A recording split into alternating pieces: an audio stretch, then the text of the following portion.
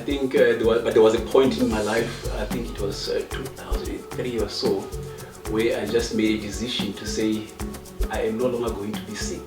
And then you won't believe it, it's now I think 16, 17 years that I've never been sick. Even a flu, a normal flu, yearly flu that you're talking about, because of the decision that I made that I would do all the things that I believe my body needs in order to stay as optimal as possible health-wise.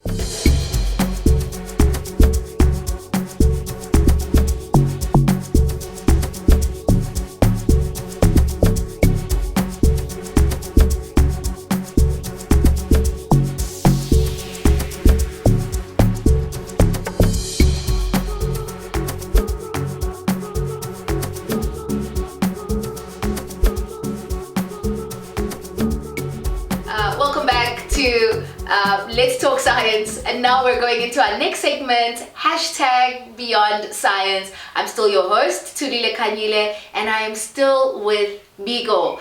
And the question here is were you named after Stephen Biko, or is there a relationship in ideology, or that you've perhaps accumulated as a result of being called Biko?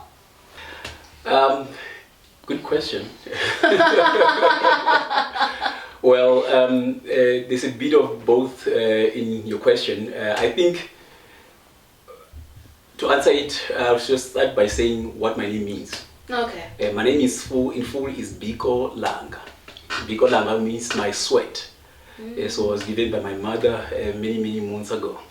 So, but I get to... Is it vendor? It's vendor, it's a vendor name. Okay. Yeah, so Biko Langa is a vendor name which means my sweat. So, you know, sweat is associated with hard work. I think in many African cultures it is so.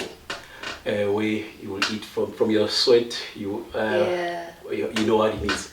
How do you say that in vendor? In Zulu you say, we would say in Zulu, mhlambe iy'thukuthukhu zakho namandla akho, uzodla iy'thukuthukhu zakho namandla akho. So how would we say it in vendor? Mwana muwe udola cha Biko lawe. Suka nini? African languages are beautiful. Beautiful. I tell you. Okay. Yeah. But yes, I do subscribe to the philosophies of Steve Biko, Bantu Biko, and then I found them very liberating to the mind. So. Yes, I'm not named after him. I may resemble him in thought, but... Are we being held captive by liberalism, you think? Yeah, I think so. You think so? Because I know Biko wrote a lot about that. And the danger is going to be the person that subscribes, that black person that subscribes very much to liberalism, that they assimilate a culture that isn't theirs, right? Or something like that. That is exactly that. Yeah, it is true, and I think you can see it. It's quite evident if you look at the society that there's a whole lot of liberalism, which makes people. I think it dilutes our consciousness. It dilutes us. We cannot. It disables us from becoming the best we can ever be as black people. So I find it interesting that Biko many years ago would have said, he would have foreseen that liberalism will make sure that people do not achieve their end goal. It's almost prophetic, isn't it? It is prophetic. I subscribe to liberalism. I think liberalism has a place in society, but I also think that given the history of who we are as black people holistically, even as we are becoming more and more liberal because of what we're able to afford, we should always remember the context of where we are and the history associated with where we are today. So not as to leave a lot of people behind because we're in a quest to become globalized or acceptable and internationally, or by where we work, but I think there's a place for liberalism. I subscribe. Well, I think what Steve Biko actually meant, in my view, he believed that it can exist, but what we need as South Africans, black South Africans, what we need is to be able to do things by ourselves is to have the ability to liberate yourself. Not to think there is a savior out there who will come and rescue you from the conditions that you find yourself in. So meaning that we do not need anyone else to get yourself out of the mess you are in. Is relying on the government an example? From a grant from the government, is that an example of it? I think it's quite evident. You've seen how the dependence on a particular savior has conditioned an African child to not believe that he or she is able to create things. He or she is able to be innovative, create new things, new ways of working. We tend to assimilate old things the way it has always been done, which does not necessarily give us an advantage into advancing ourselves. In fact, it makes us followers. But then should we be fighting for inclusion in existing systems? For example, should this fight to become CEOs and heads in, historically white companies, should we be leading with that? Should we be leading with perhaps starting our own and building our own companies where we can then hire each other and not have the burden of being worried about how curly our hair is in the meeting and how people can't see the projector or the screen because your hair's too big? Should we be worried, or should we be starting our own? Yeah, I think we should be studying our own. We have to create our own systems. We have to create our own laws. We have to create our own new image that we look up to. So right now what we're doing is we all about assimilating. We're trying to belong. We're trying to keep up instead of creating our own lane in which we'll be the first. We have to create our own image. So I stalked you a little bit, and of course I remember seeing you years ago where you used to work. I remember seeing you and I thought, this guy though. And I think you were with your wife. Do you dress her? Or does you dress her, right? Is that the way around? She dresses you? Yes. So she's the stylish one? Yes. No, I thought it was you. No, far from it. Really? Me being from an engineering background, we are a bit of a what do you call them, introverts. Okay. So, and she's from an artistic background. Yeah, she studied fashion and she studied art. Oh, I see. So that time, I think it was a decade ago. Yeah. Yes, so she's the eccentric one. Yes. Not you. No, far from it. You wear it so well. I was convinced. I think you were wearing, Biko will wear like green pants, like tight green pants and like literally like a drape material as a top, and it will look so good and you're like, whoa, where does that come from? I really thought it was you. Wear it so well, and I'm sure when she looks at you as well, she thinks, yeah, this is my canvas, this one. Yes, definitely. That's that. You will be surprised that before I go to work, actually, I have to parade. I have to go. She'll be like, nah, I don't like that. And I'm thinking, I don't have time. I have to go. She says, no, this doesn't go. And I say, but who cares? This is an engineering environment I'm going to. They will not even notice a thing. But she says, no, but I notice. She notices and it matters. It matters. And does she do the same with the kids? The good thing about that is that my daughter, the one who's turning 3 years, she is like her mother. Oh, nice. She actually, when we go shopping, she chooses her own clothes. I don't know how she does it. Even before she goes to school, she picks her own clothes. Wow. Like, I don't know how she does it, but she doesn't like being told wear this, wear that. She knows what to wear, and then she always spot on. That is fascinating. Yeah. So artist, or at least the creative space or the creative ability is clearly transferable then to the next generation. I guess so, through the DNA. Oh, that is fantastic. I really do like that. Yeah. And then I'm sure as well it's easy for your wife because to have you as a canvas, because you work on it quite a lot. I mean, you work on it a hell of a lot, you know? Yeah. So talk to us about that. What is this craze? with wellness? Well, at that, I've always been doing in the health space, wellness space, let me say. I think there was a point in my life, I think it was 2003 or so, where I just made a decision to say, I am no longer going to be sick.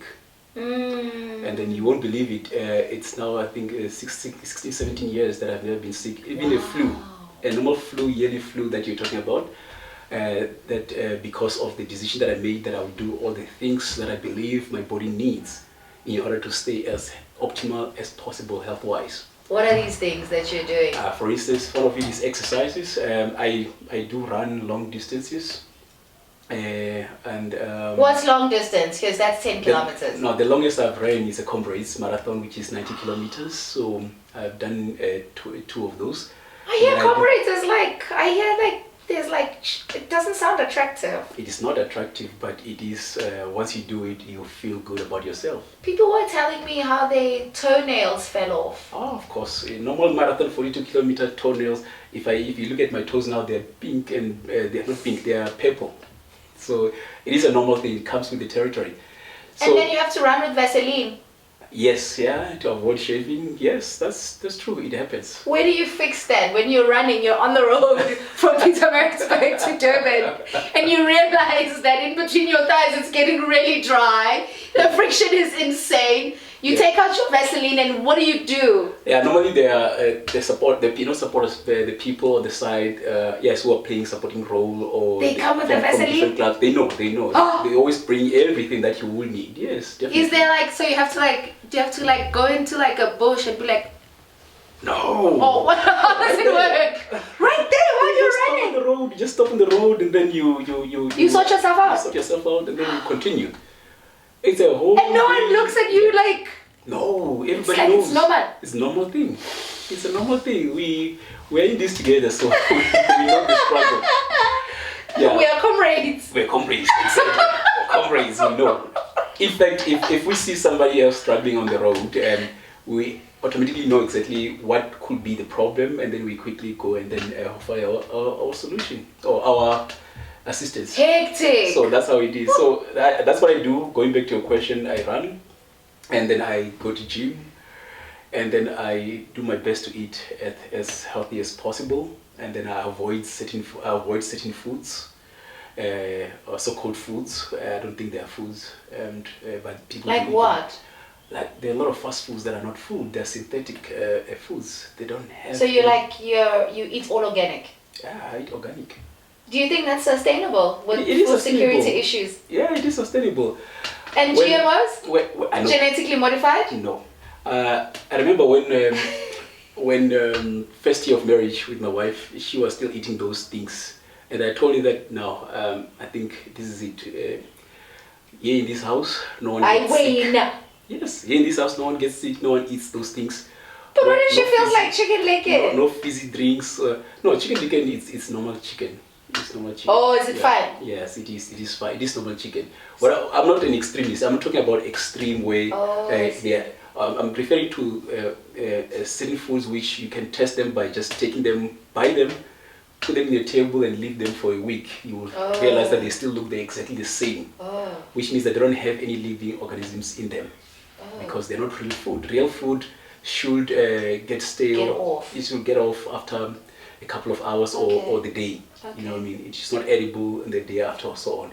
But there are some foods that I can't mention them, which you can week in, week out, they stay exactly the same because they're not real food. So you can imagine when they're in your stomach, what they're doing to you. So if there's something that I dictated in my house, it was exactly that. Dictator. Yes, I was dictator. Biko wouldn't like that. But a special kind of dictatorship though. So just to show you that how it worked for me, my wife as well, that the following year was the last she ever even had a flu in the house. No one has flu in my house ever since. It's been many, many years. And it's just, it's healthy eating. It's prevention. Prevention. It's better than cure, right? Yeah. So let's stay away from pharmacists and hospitals. Yes. let's use that money to buy golfing equipment instead. Well, yes, you can use it to do so many things. You can use it Golfing, you Yeah. do golfing, you do tennis, you hiking, to squash, you squash, run. highway. You have to do everything you can possibly do with your time. Hey, but to be easy. Time is very. We don't have enough time in this earth. Eh? So you have to enjoy your life. That is true. I mean, a lot of agree people with that. think, where do you find all the time? I think there are 24 hours in a day. You know, one thing I don't do is watch TV. We don't watch TV in the house. Huh, It takes time. that's true. And then the programming is very poor. It's bad for you. I'm not exaggerating. My mom, whenever she comes to visit, she struggles because she wants to watch all those soapies and stuff. And then we say, we don't have TV. She says, are you guys struggling? Do you want me to pay for you? And I said, no, we don't pay for the TV, we don't need we don't it. need it, yeah. Sure. Because we can use our time to do things that are good for us. So, Recreational things. yes, there are a lot of things that I wish I could do, but I can only do that with the time that I have, unfortunately. I also played soccer, but I've got another little one, so I don't have much time because the indoor soccer we usually play in the evening, so I don't have time. I have to be home at Indoor the same soccer. time. Yes. Ay, ngeke. Ay, makancane. This overachieving thing. Usifaka under pressure. Okay, I'm gonna go to one last thing. Is you have beautiful pictures, and I know before we started shooting, I was like, "Bro, but who's taking these pictures?" And you're like, you take the pictures yourself. And walk me through that, because I think that's absolutely exciting. And I think it's exciting, and I want to start doing it. So yeah. Yeah, I think when I started figuring, okay, I think technology, I think around 6-7 years ago, when it started becoming much better, when you started having better cameras and then better, cheaper watches that you can connect to the phone. And I realized, oh, okay, I don't have to rely on somebody taking me bad pictures, because I was never satisfied with pictures that people take of me, because I always look offish, you know. There's always something I don't like if somebody takes a picture of me. And then at that time there was a watch 6 years ago that had a camera. Oh, cool. Here, and then also you could connect to the phone. Yeah. So you could capture the moments. So I used to start capturing my moments at the gym while I'm working out. You know, Nice. you know, when you're holding all the weights, doing whatever it is, you don't want to say, okay, shoot. That's what the rest of us do. Yes, you want to make it look as natural as possible without anybody figuring it out that actually you're doing that. Okay. So I started doing that, and then when I'm running, I also do the same thing. Where I take my pictures of myself running, doing exercises, or walking, or just the natural environment. So I just use a watch, connect it to Bluetooth with the phone. And then you click on the watch to take the picture. Yes, yeah. And folks, as we're speaking now, this is happening. Throughout the whole conversation, he's been taking pictures of us, and you guys didn't even know it. And he hasn't even been telling anyone, take the picture, take the picture. And with that, I think that's going to be the end of our hashtag Beyond Science segments. And I do really want to have more conversations with Biko, but his cat is Inja, and we have to be off. But thank you so much. Favorite quotes from Stephen Biko as we close? The most potent weapon in the hands of the oppressor is the mind of the oppressed. Don't be privy to the mind of the oppressed, folks, and I'll see you next time. Bye-bye.